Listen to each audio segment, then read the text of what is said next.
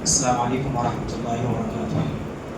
الحمد للہ رب العالمین والعاقبۃ للمتقین ولا عدوان الا علی الظالمین واشهد ان لا الہ الا اللہ وحدہ لا شریک لہ واشهد ان محمدا عبدہ ورسولہ ارسلہ بالحق بشیرا ونذیرا وداعیا الی اللہ باذنہ وسراجا منیرا۔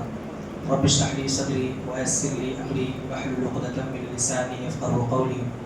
سبحانك لا علم لنا إلا ما علمتنا إنك أنت العليم الحكيم اللهم رب زدني علما۔ معزز حاضرین اور پردہ نشین خواتین، اللہ رب العالمین کا فضل و کرم اور اس کا احسان ہے کہ ہم لوگ باقاعدہ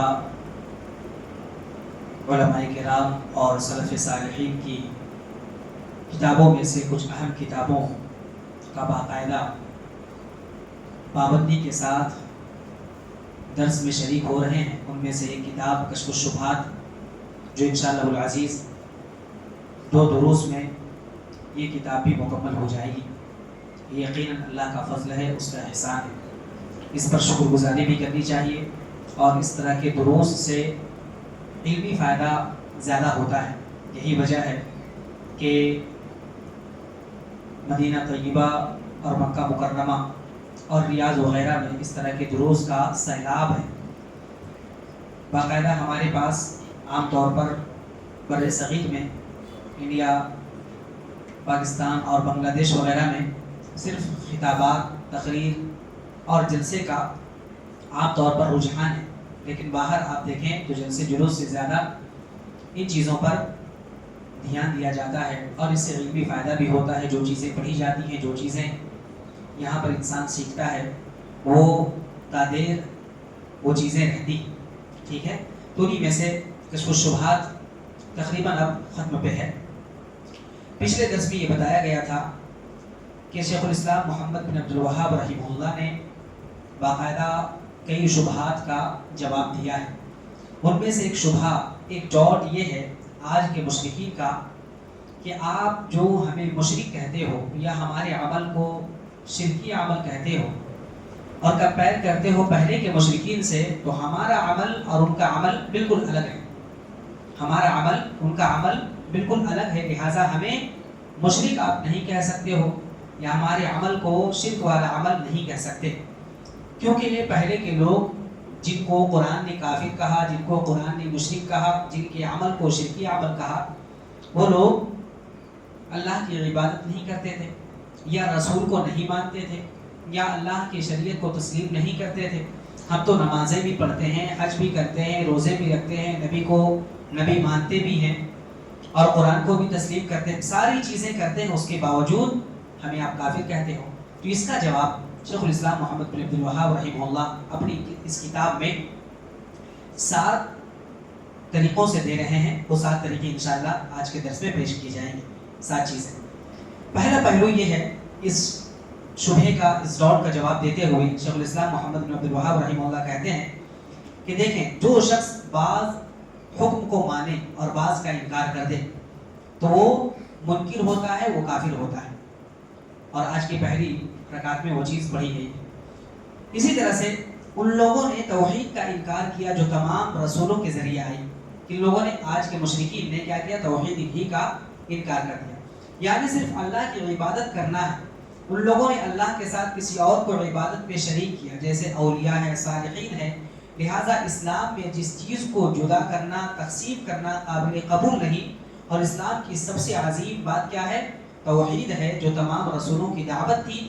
لہٰذا توحید ہی کا ان لوگوں نے انکار کر دیا۔ توحید کا معنی کیا ہے؟ صرف اور صرف اللہ کی عبادت کرنا، صرف اور صرف اللہ تعالیٰ کو سب کچھ ماننا، دینے والا، روزی دینے والا، اولاد دینے والا، عبادت کے قابل، جو بھی منتیں وغیرہ ہے سب اللہ تعالیٰ ہی کے لیے کرنا۔ اب کوئی کسی کے لیے قربانی کرے، کسی اور سے نفع و نقصان کا تعلق رکھے، امیدیں رکھیں، تو پھر وہ شخص مشرک ہے۔ ایک پہلو یہ ہوا، ان لوگوں نے ایسا ہی کیا۔ دوسرا پہلو یہ ہے، اسلامی تاریخ، اسلامک ہسٹری کے کچھ واقعات ہیں جو شیخ الاسلام محمد بن عبد الوہاب رحمہ اللہ نے ذکر کیے ہیں، اور ہر زمانے میں ایسے واقعات، ابھی جو 2-3 واقعات ہیں وہ بیان کیے جائیں گے، ان واقعات کے ذریعے سے علماء نے ہر دور میں ایسے لوگوں کو کافر قرار دیا ہے جو بعض چیزوں پر ایمان لاتے ہیں اور بعض چیزوں کا انکار کرتے ہیں. ان میں سے ایک ہے بنو حنیفہ کا واقعہ. جن لوگوں نے رسول کو تو مانا تھا لیکن بعد میں کیا کیا تھا, مسیلمہ کذاب کو ان لوگوں نے نبی مان لیا تھا, رسول تسلیم کر لیا تھا. وہ لوگ نبی کریم صلی اللہ علیہ وسلم کے بعد ان لوگوں نے کیا کیا تھا, وفات کے بعد نبی کریم صلی اللہ علیہ وسلم کی وفات کے بعد ایسا نہیں کہ اسلام سے وہ لوگ کافر ہو گئے, بلکہ انہوں نے کیا کیا تھا, زکوٰۃ کی فرضیت کا انکار کر دیا تھا کہ اب ہم زکوٰۃ نہیں دیں گے, زکوٰۃ ہمارے اوپر فرض نہیں. لہٰذا اس کی وجہ سے صحابہ کرام نے اور خصوصاً ابو بکر رضی اللہ عنہ نے ان سے جہاد کیا, ان کو کافر قرار دیا. تو دیکھیں سب چیزیں وہ مان رہے تھے, بس زکوٰۃ کا انکار کر رہے تھے, جس کی وجہ سے ان کو وہ کافر ہو گئے. اسی طرح سے دوسرا واقعہ ہے حضرت علی رضی اللہ عنہ کے دور کا واقعہ. ان کے سلسلے میں غلو کرنے والے, حد سے تجاوز کرنے والوں نے کیا کیا تھا, انہوں نے حضرت علی رضی اللہ عنہ کو ہی اللہ بنا لیا تھا. حالانکہ وہ لوگ لا الہ الا اللہ کہتے تھے, محمد رسول اللہ کہتے تھے, نماز بھی پڑھتے تھے, روزے بھی رکھتے تھے, ساری چیزیں کرتے تھے, لیکن ان لوگوں نے کیا کیا, اور حضرت علی رضی اللہ عنہ کے لشکر میں بھی شامل تھے, لیکن ان لوگوں نے ایک چیز میں غلو کیا کہ حضرت علی رضی اللہ عنہ کو اللہ کے مقام تک پہنچا دیا. اسی وجہ سے حضرت علی رضی اللہ عنہ نے ان کو جلانے کا حکم دیا تھا, ان کو جلانے کا حکم دیا تھا. اب یہ جو جلانے کا حکم دیا یہ اسی وجہ سے کہ ان لوگوں نے سب کچھ کام کرنے کے باوجود ایک چیز کو نہیں مانا, یعنی کسی ایسی چیز کو جو شریعت میں منع ہے اس چیز کو کیا. کسی کو اللہ کا مقام دینا یا اللہ کے مقام تک پہنچا دینا یہ شریعت میں منع ہے, اور ان لوگوں نے ایسا ہی کیا. اس کے بعد تیسرا واقعہ ہے عباسی دور کا واقعہ. عبیدیوں کا ایک فرقہ ہے شیعہ اسماعیلیہ. دیکھیں شیعہ کے بہت سارے فرقے ہیں, ان میں سے اسماعیلیہ ہے, اسی طرح سے اسماعیلیہ فاطمیہ بھی کہا جاتا ہے. وہ اس وجہ سے کہ یہ اپنا تعلق ظاہر کرتے ہیں اسماعیل بن محمد بن جعفر کی طرف, یہ اپنے آپ کو منسوب کرتے ہیں. اسی طرح سے فاطمیہ بھی ان کو کہا جاتا ہے کیونکہ یہ کہتے ہیں ہم حضرت فاطمہ بنت رسول اللہ صلی اللہ علیہ وسلم کے نسب میں سے. بہرحال یہ لوگ اپنا ظاہر کرتے ہیں لیکن اصل میں یہ لوگ ہے نہیں, یہ لوگ یہودی تھے جنہوں نے اسلام کا دعویٰ کیا تھا اور ظاہر اسلام کیا تھا, لیکن کفر انہوں نے اپنے اندر چھپائے ہوئے تھے, وہ لوگ اپنے اندر کفر چھپائے ہوئے تھے. اسی طرح سے اس دور میں ان کو بھی کافر قرار دیا گیا, حالانکہ وہ تمام کام کرتے تھے, تمام احکام مانتے تھے اور اس کے اوپر عمل کرتے تھے. یہ تیسرا بات ہے. اسی طرح سے بنو حنیفہ جو پہلے گزرا ہے کہ ان کے ساتھ جب انہوں نے کی, ان کے ساتھ ان لوگوں نے جہاد کیا, حالانکہ وہ سارے کام کرتے تھے, حج کرتے تھے, نماز پڑھتے تھے, زکوٰۃ اور اسی طرح سے دوسرے کام کرتے تھے, لیکن نبی کریم صلی اللہ علیہ وسلم کی وفات کے بعد ان لوگوں نے کیا کیا تھا, مسیلمہ کذاب کو, ایک شخص کو کیا کیا تھا, نبی تک پہنچا دیا تھا, نبی کا مقام دے دیا تھا. اب دیکھیے اگر کوئی شخص نبی کو چھوڑ کر یا نبی کے علاوہ کسی کو نبی کے مقام تک پہنچائے تو وہ شخص کافر ہو جاتا ہے, جیسا کہ صحابہ کرام نے یہاں پر ظاہر کیا. اسی طرح سے قادیانی بھی اسی کے لیے کافر قرار دیے جاتے ہیں کیونکہ وہ احمد قادیانی کو, غلام احمد قادیانی کو کیا کہتے ہیں, نبی مانتے ہیں. تو نبی جو نہیں ہے اس کو نبی کے مقام تک پہنچانا, یہ اس سے انسان کافر ہو جاتا ہے. اسی طرح سے جو شخص کسی کو اللہ کے مقام تک پہنچا دے, نبی کو جو نبی نہیں ہے نبی کے مقام تک پہنچانے سے کافر ہو جاتا ہے, تو یہ جانیے کہ اللہ جو نہیں ہے اللہ کے مقام تک پہنچانا یہ کفر نہیں ہوگا, کیونکہ یہ لوگ اللہ کی جو صفات ہیں, اللہ کے ساتھ جو مخصوص چیزیں ہیں, اللہ دینے والا ہے, اللہ رب العالمین کی قربانی ہے, اللہ رب العالمین کے لیے سجدہ کرنا ہے, اللہ رب العالمین سے دعائیں مانگنا ہے, تو اللہ کے مقام تک گویا کہ قبر والوں کو, مزار والوں کو, درگاہ والوں کو اگر کوئی پہنچا دے تو وہ شخص کافر ہو جائے گا. شیخ الاسلام محمد بن عبد الوہاب رحمہ اللہ یہ جواب دے رہے ہیں. اسی طرح سے تیسرا طریقہ یہ ہے, بتایا کہ علماء رحمہ اللہ نے فقہ کی کتابوں میں ایک باب قائم کیا, ایک چیپٹر قائم کیا. کیا ہے؟ باب الردہ, یعنی ارتداد کا بیان. اس میں اسلام کو توڑنے والی چیزیں, اسلام سے جو چیزیں خارج کر دیتی ہیں ان چیزوں کا بیان کیا ہے, جسے نواقض اسلام بھی کہتے ہیں. انشاءاللہ العزیز اس درس میں نواقض اسلام جو شیخ الاسلام محمد بن عبد الوہاب رحمہ اللہ کی کتاب ہے وہ بھی ہم پڑھیں گے. تو اس میں ذکر کیا ایسے اعمال جن کے کرنے کی وجہ سے انسان اسلام سے خارج ہو جاتا ہے. ٹھیک ہے, علماء نے ان کے کرنے پر ان کے کرنے یا ان پر اعتقاد رکھنے والے کو کافر قرار دیا ہے، گرچہ ایسا شخص نماز بھی پڑھے، روزہ بھی رکھے، حج بھی کرے اور تمام چیزیں کرتا رہے، لیکن وہ شخص اسلام سے خارج ہو جاتا ہے. ٹھیک ہے.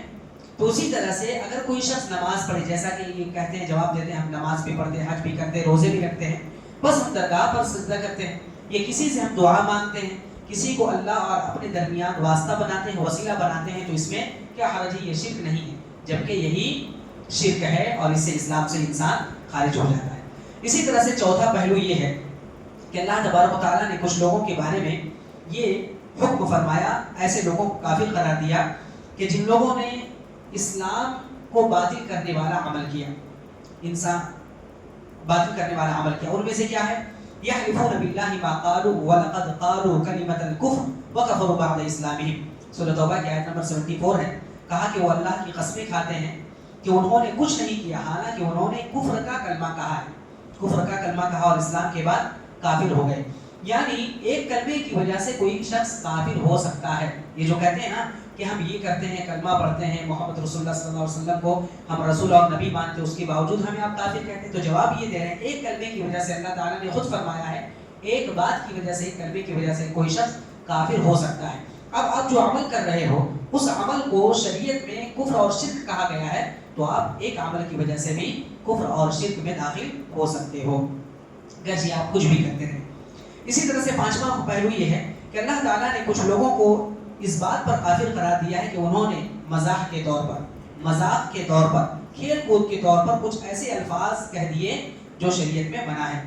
جیسا کہ اللہ تبارک و تعالیٰ نے سورۃ توبہ آیت نمبر 65 اور 66 ہے، کہا وَلَئِن سَأَلْتَهُمْ لَيَقُولُنَّ إِنَّمَا كُنَّا نَخُوضُ وَنَلْعَبُ قُلْ أَبِاللَّهِ وَآيَاتِهِ وَرَسُولِهِ كُنتُمْ تَسْتَهْزِئُونَ لَا تَعْتَذِرُوا قَدْ كَفَرْتُمْ بَعْدَ إِيمَانِكُمْ. دیکھیں کتنی پیاری آیت ہے. کہا کہ اگر اے نبی آپ صلی اللہ علیہ وسلم سے کہیں اے نبی اگر آپ ان سے پوچھیں گے آپ نے ایسا ایسا کیوں کہا، تو کہیں گے کہ ہم تو صرف بات چیت میں ایسی باتیں کہہ دے رہے تھے، ہم تو کھیل کود میں یہ باتیں کہہ رہے تھے. تو آپ صلی اللہ علیہ وسلم سے کہا جا رہا، آپ ان سے کہیے قل اباللہ وآیاتہ ورسولہ کنتم تستہزئون، کیا مذاق کرنے کے لیے اللہ کی آیتیں ملی تھی، اللہ رب العالمین کی ہے یا اللہ کی آیتیں ہیں اور اللہ کے رسول ہیں تمہیں مذاق کرنے کے لیے ملے؟ آپ کہہ دیجئے لا تعتذروا قد کفرتم بعد ایمانکم، آپ لوگ کافر ہو گئے ایمان لانے کے بعد. تو دیکھیے کس طرح سے ایک کلمے کی وجہ سے، ایک عمل کی وجہ سے یہاں پر بھی کوئی انسان اسلام سے کفر میں داخل ہو جاتا ہے. حالانکہ وہ لوگ نماز پڑھتے تھے، بلکہ ایسے لوگوں سے کہا جا رہا ہے کہ وہ لوگ اللہ کے رسول صلی اللہ علیہ وسلم کے ساتھ جہاد میں بھی شریک تھے. غزوہ تبوک کے بعد کا واقعہ ہے کہ اس کے بعد اللہ کے رسول صلی اللہ علیہ وسلم سے یہ کہا جا رہا ان لوگوں سے آپ کہیے کہ آپ لوگ کافر ہو گئے. اسی طرح سے آگے ایک پہلو ہے کہ وہ کہتے ہیں جن لوگوں کے بارے میں، اب شروع میں بات چلی جا رہی ہے، جن لوگوں کے بارے میں یہ کہا گیا کہ آپ لوگوں کا عمل یہ شرکی عمل ہے، آپ لوگوں کا عمل یہ کفری عمل ہے، آپ لوگ شرک کر رہے ہو، تو وہ کہتے ہیں نہیں ایسا نہیں ہے. تو جو کہتے ہیں کہ یہ جو آیتیں نازل ہوئی ہیں یہ ان لوگوں کے بارے میں ہیں جنہوں نے گواہی نہیں دی تھی لا الہ الا اللہ کی، وہ اللہ کو رب نہیں مانتے تھے یا رسول اللہ صلی اللہ علیہ وسلم کا انکار کرتے تھے، یا اسی طرح سے بعد الموت، موت کے بعد بھی ایک زندگی ہے اس کا انکار کرتے تھے، آخرت کا انکار کرتے تھے. اسی طرح سے قرآن کو جادو سمجھتے تھے یا کہتے تھے، جبکہ ہم تو لا الہ الا اللہ کی گواہی دیتے ہیں، محمد رسول اللہ صلی اللہ علیہ وسلم کو اللہ کا نبی اور رسول مانتے ہیں، قرآن کو سچ سمجھتے ہیں، نماز پڑھتے ہیں وغیرہ وغیرہ. تو پھر کہہ رہے ہیں شیخ الاسلام رحمہ اللہ بتا رہے ہیں کہ اگر کوئی شخص اللہ کی کسی بات کو مانے اور کسی بات کو جھٹلا دے تو وہ شخص کافر ہو جاتا ہے. ایسے شخص کو کیا کہا جاتا ہے؟ مرتد کہا جاتا ہے، کہ اسلام لانے کے بعد وہ شخص کافر ہو گیا. جیسا کہ کوئی شخص قرآن کے بعض حصوں کو مانے اور بعض کو جھٹلا دے، کوئی شخص توحید کو مانے نماز کو نہ مانے، توحید اور نماز کو مانے روزے کو نہ مانے، توحید نماز روزے سب کو مانے لیکن حج کو نہ مانے، تو ایک شخص ایک عمل کی وجہ سے، ایک رکن کی وجہ سے وہ شخص کافر ہو جاتا ہے. تو اسی طرح سے اگرچہ لا الہ الا اللہ کی گواہی دے لیکن اگر کسی ایک بات کا انکار کر دے جس کو شریعت میں لازم اور ضروری سمجھا گیا ہے، بتایا گیا ہے، تو وہ شخص کافر ہو جاتا ہے. اسی طرح سے آخری پہلو، ساتواں پہلو یہ ہے، اسی سے ملتا جلتا ہے کہ جو شخص حج کی فرضیت کا انکار کرے وہ کافر ہے، چاہے وہ لا الہ الا اللہ اور محمد رسول اللہ کی گواہی دے، نماز پڑھے، روزے رکھے. اور قرآن کی 2 جگہ کی آیت ہے، اِنَّ أَوَّلَ بَيْتٍ وُضِعَ لِلنَّاسِ لَلَّذِي بِبَكَّةَ مُبَارَكًا وَهُدًى لِلْعَالَمِينَ۔ اسی طرح سے اسی سورہ آل عمران کی ایک آیت ہے، آیت نمبر 97، اس میں کہا گیا ہے وَلِلَّهِ عَلَى النَّاسِ حِجُّ الْبَيْتِ مَنِ اسْتَطَاعَ إِلَيْهِ سَبِيلًا وَمَنْ كَفَرَ فَإِنَّ اللَّهَ غَنِيٌّ عَنِ الْعَالَمِينَ۔ حج کی فرضیت کا بیان کیا گیا ہے کہ حج فرض ہے جو استطاعت رکھے۔ اس کے بعد کہا گیا جو کفر کرے، کفر کرنے کا مطلب یہ ہے کہ ایک حج کو نہ ماننے کی وجہ سے اللہ رب العالمین نے یہاں پر کیا کہا، وہ شخص کافر ہو گیا۔ تو اس بات کی دلیل ہے کہ جو شخص حج کی فرضیت کا انکار کرے وہ کافر ہو جاتا ہے۔